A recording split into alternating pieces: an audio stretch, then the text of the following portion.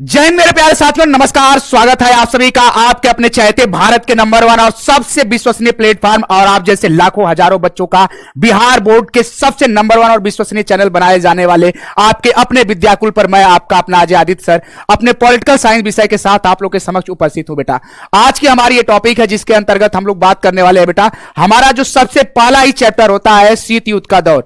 जी हां दोस्तों, शीत युद्ध का दौर जो होता है इस चैप्टर के बारे में बेटा हम आपसे बात करेंगे। तो उसके बारे में आपको यह जानना बहुत जरूरी है कि शीत युद्ध का दौर जो चैप्टर है यह हमारे लिए कितना महत्वपूर्ण है, यह हमारे एग्जाम के लिए कितना इंपॉर्टेंट है, यहां से कैसे क्वेश्चन बनते हैं और सर आप इसके लिए क्या रणनीति लेकर आए हैं। आप यह बताइए कि नहीं शीत युद्ध का हमारे लिए क्या योग्यता है, क्या महत्व है, क्या इसकी उपयोगिता रखी जाती है। तो बेटा हम बात करते हैं, जो हम लोगों की बात होती है इस पहले चैप्टर में शीत युद्ध का दौर क्या होता है। बेटा कहेंगे सर शीत युद्ध का दौर। बेटा देखिएगा शीत युद्ध का दौर हमें क्यों पढ़ना होता है। कहेंगे कि सर इसलिए पढ़ना होता है क्योंकि अगर हमें दूसरा चैप्टर पढ़ना होगा दो ध्रुवीयता का अंत, तो हमें शीत युद्ध का दौर पढ़ना जरूरी होता है। वजह क्या होती है? वजह यह होती है कि जब तक हम इस पहले चैप्टर को नहीं पढ़ेंगे दूसरा चैप्टर हमें समझ में नहीं आएगा। और बात अलग है कि नई एनसीईआरटी में इस चैप्टर को देखेंगे कि बाहर भी कर दिया गया है, पुरानी एनसीईआरटी में यथावत रहा है। तो बेटा हम लोग बिहार बोर्ड के आयोग के जो बोर्ड का जो डिमांड है उसके अनुरूप ही चलेंगे। यहां से क्वेश्चन बनता है तो हम लोग इसको देखेंगे। तो बेटा यहां पर जब बात होगी शीत युद्ध का जो दौर चल रहा होता है, इस शीत युद्ध के दौर की जब हम बात करते हैं बेटा, जिसे हम लोग क्या कहते हैं, कोल्ड वार एरा। क्या कह देते हैं बेटा? कोल्ड वार एरा कह देते हैं।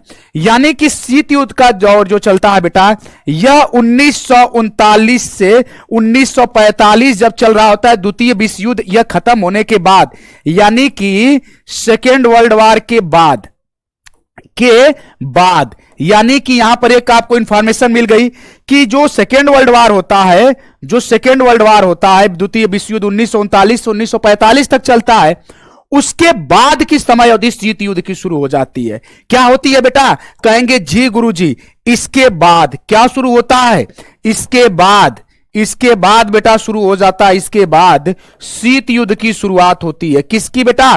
कहेंगे सर कोल्ड वार की शुरुआत हो जाती है, शीत युद्ध की शुरुआत हो जाती है, यानी कि 1945 से 1991 तक।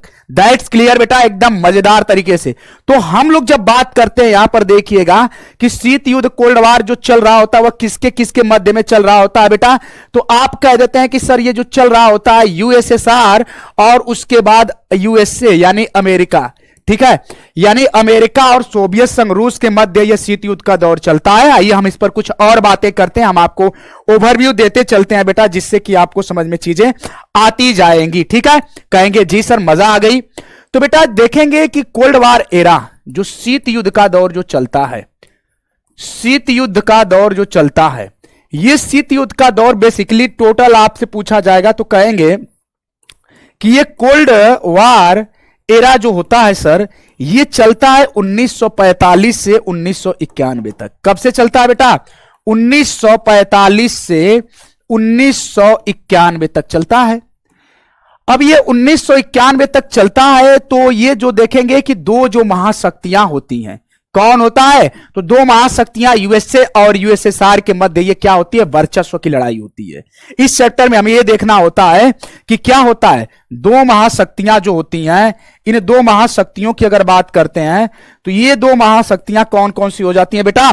तो आप कह देते हैं कि गुरुजी दो महाशक्तियां जो होती हैं सोवियत संघ की अगर बात करते हैं, है ना, किसकी बात कर लेते हैं? पूर्व सोवियत संघ रूस की हम जब बात कर लेते हैं तो सोवियत संघ की बात करते हैं, और उसके साथ साथ बेटा हम किसकी बात कर लेते हैं?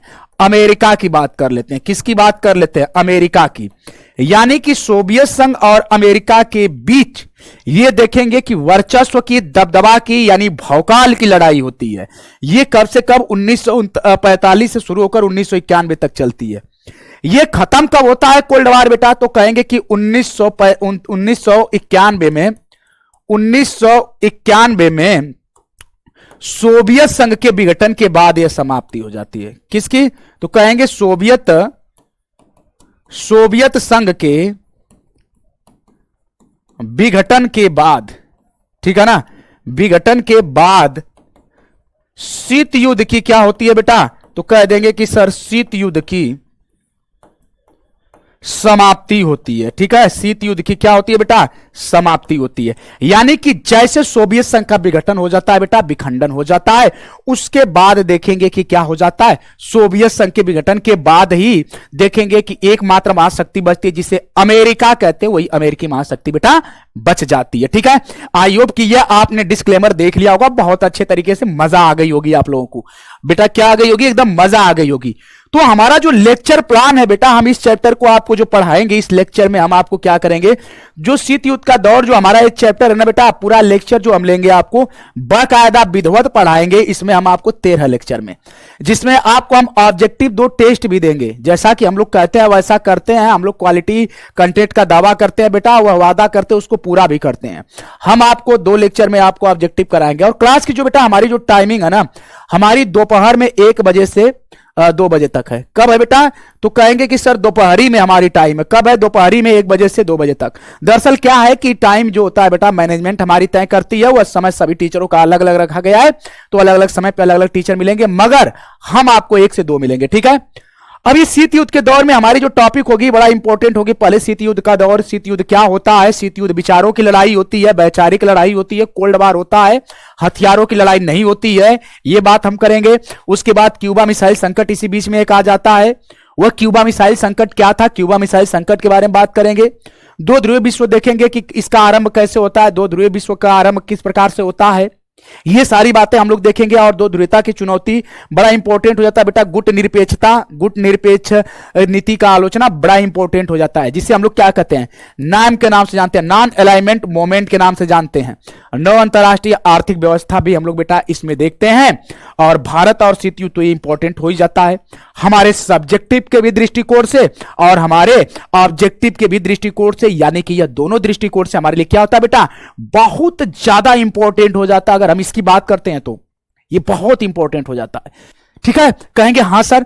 अब देखिए, जैसे पिछले सालों में हम आपको इसका एनालिसिस करें, 5 सालों में इस चैप्टर से हमारे लिए कैसे कैसे प्रश्न बनते रहे हैं, यहां से कहां से प्रश्न आते रहे हैं, ध्यान दीजिएगा बेटा आप सभी लोग। यहां पर देखिएगा कि जैसे हम बात करते हैं शीत युद्ध वाले टॉपिक से, तो यहां पर 1 लॉन्ग भी देखने को मिला है, 2 शॉर्ट और 4 आपको ऑब्जेक्टिव, यानी कि 13 अंक। यानी कि 13 अंक या पिछले 5 वर्षों में हमने यहां पर देख लिया है। ऐसा नहीं कि एक ही साल में 13 अंक मिल जाएंगे, कभी कभी मिल भी सकते हैं, ऐसी बात नहीं, एग्जामिनर के ऊपर डिपेंड करता है, मगर हम ये डाटा आपको निकाल कर लाए हैं पूरा। ठीक है, क्यूबा मिसाइल संकट की देखेंगे, यहां पर आपको एक शॉर्ट टाइप मिला हुआ था, 2 ऑब्जेक्टिव मिलाकर कितने अंक हो गए बेटा? 4 अंक मिले थे। ठीक है, अगली टॉपिक 2 ध्रुवीय विश्व के आरंभ की बात करते हैं, तो यहां पर देखेंगे बेटा कि 1 आपको शॉर्ट टाइप, 3 आपको क्या ऑब्जेक्टिव मिलाकर 5 नंबर। ठीक है, और उसके बाद देखेंगे नव अंतरराष्ट्रीय आर्थिक व्यवस्था, 1 ऑब्जेक्टिव यानी कि 1 नंबर, और भारत और शीत युद्ध बेटा 9 नंबर, यानी कि इसमें 1 लॉन्ग, 1 शॉर्ट और 2 ऑब्जेक्टिव। आपको यह बात बेटा अच्छे से पता ही होगी कि आपको ऑब्जेक्टिव में 1 नंबर मिलता है, शॉर्ट टाइप में अगर एक क्वेश्चन सही करते हैं तो 2 नंबर मिलता है, और लॉन्ग टाइप में 5 नंबर मिलता है। तो इसी का हमने कैलकुलेशन आपको दिया बेटा। आई होप कि आपको ये बातें समझ में आ गई होगी।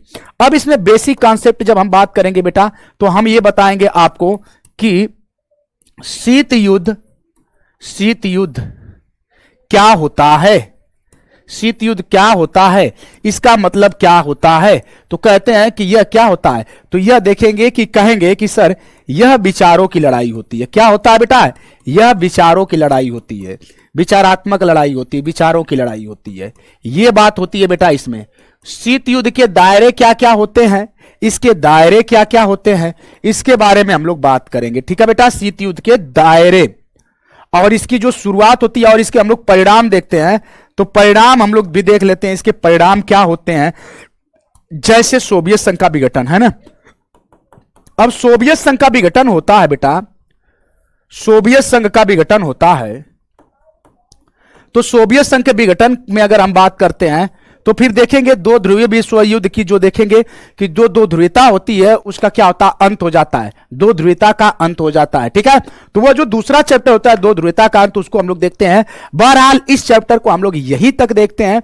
ये जो बेटा हमारी बात होती है, ये हमारा जो ओवरव्यू होता है यहीं तक होता है। आई होप कि आप लोगों को हमारी सारी की सारी बातें क्लियर हो गई होंगी। इस चैप्टर को लेकर कोई किसी बच्चे के मन में दुविधा नहीं होगी बेटा। आप हम इसी तरह से अगली क्लास में मिलेंगे, और हमारी जो अगली क्लासेज होंगी आपको रेगुलर प्रॉपर वे में मिलेंगी आपको, तो शेड्यूल और टाइमिंग सब कुछ डैशबोर्ड पर मिल ही गया होगा। तो बेटा हम पॉलिटिकल साइंस के साथ फिर आगे मिलेंगे अपने अगली कक्षाओं में। तब तक के लिए हम आप सभी प्यारे साथियों से इजाजत चाहते हैं। मुलाकात होगी हमारी आगे की अगली क्लास में बेटा। तब तक के लिए आप सभी को bye bye, love you all, take care, जय Hind, thank you so much बेटा, सभी को नमस्कार, जय हिंद।